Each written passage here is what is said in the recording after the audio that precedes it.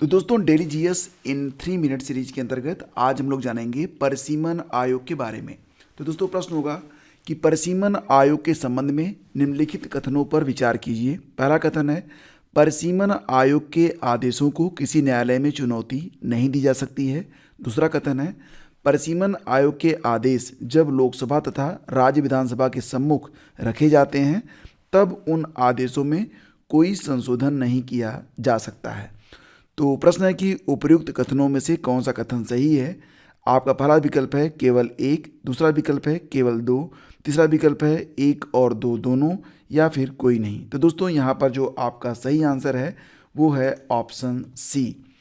तो देखो फ्रेंड्स, परिसीमन आयोग के आदेशों को किसी न्यायालय में चुनौती नहीं दी जा सकती है और परिसीमन आयोग के आदेश जब लोकसभा तथा राज्य विधानसभा के सम्मुख रखे जाते हैं तब उन आदेशों में कोई संशोधन नहीं किया जा सकता है। दोनों ही कथन यहाँ पर सही हैं।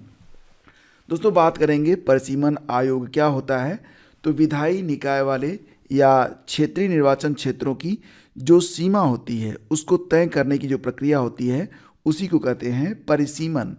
तो भारतीय संविधान के अनुच्छेद 82 में यह प्रावधान है कि संसद विधि द्वारा प्रत्येक जनगणना के उपरांत परिसीमन आयोग की स्थापना का उपबंध करेगी। दूसरा बिंदु है कि भारत में परिसीमन आयोग एक उच्च शक्ति निकाय है जिसके आदेशों में विधिक शक्ति होती है, ध्यान दीजिएगा, तथा इसके आदेशों और निर्णयों को किसी भी न्यायालय में या उसके समक्ष चुनौती नहीं दी जा सकती है।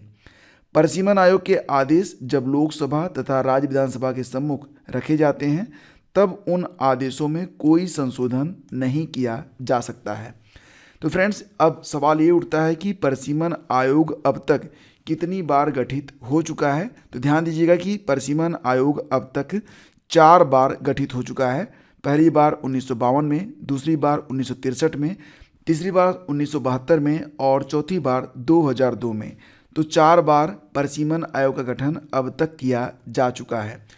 परिसीमन आयोग की नियुक्ति भारत के राष्ट्रपति के द्वारा की जाती है और यह भारत के निर्वाचन आयोग के सहयोग से काम करता है। दोस्तों इसकी संरचना में कुल 3 सदस्य होते हैं, ध्यान दीजिएगा। पहला सदस्य अध्यक्ष सर्वोच्च न्यायालय के सेवारत या रिटायर्ड न्यायाधीश होते हैं। दूसरा सदस्य मुख्य चुनाव आयुक्त या उसके द्वारा नामित कोई चुनाव आयुक्त होते हैं और तीसरे होते हैं संबंधित राज्य या संघ राज्य क्षेत्र के राज्य चुनाव आयुक्त। देखो फ्रेंड्स, अनुच्छेद 170 के तहत राज्य को प्रादेशिक निर्वाचन क्षेत्रों में विभाजित किया जा सकता है। तो फ्रेंड्स, परिसीमन आयोग के बारे में ये एक शॉर्ट नोट है। इसी प्रकार के वीडियोस लगातार देखने के लिए चैनल को सब्सक्राइब करें और बेल आइकन पर प्रेस करना बिल्कुल भी ना भूलें। अगर आपको करंट अफेयर की पूरी वार्षिकी चाहिए तो यहाँ पर आपके लिए कई सारे ऑप्शन हैं, कोई भी ऑप्शन आप चूज कर सकते हैं और इसकी जो PDF फ्रेंड्स उसको आप डिस्क्रिप्शन में दिए गए लिंक पर क्लिक करके डाउनलोड कर सकते हैं। बहुत बहुत धन्यवाद। Please do like and share.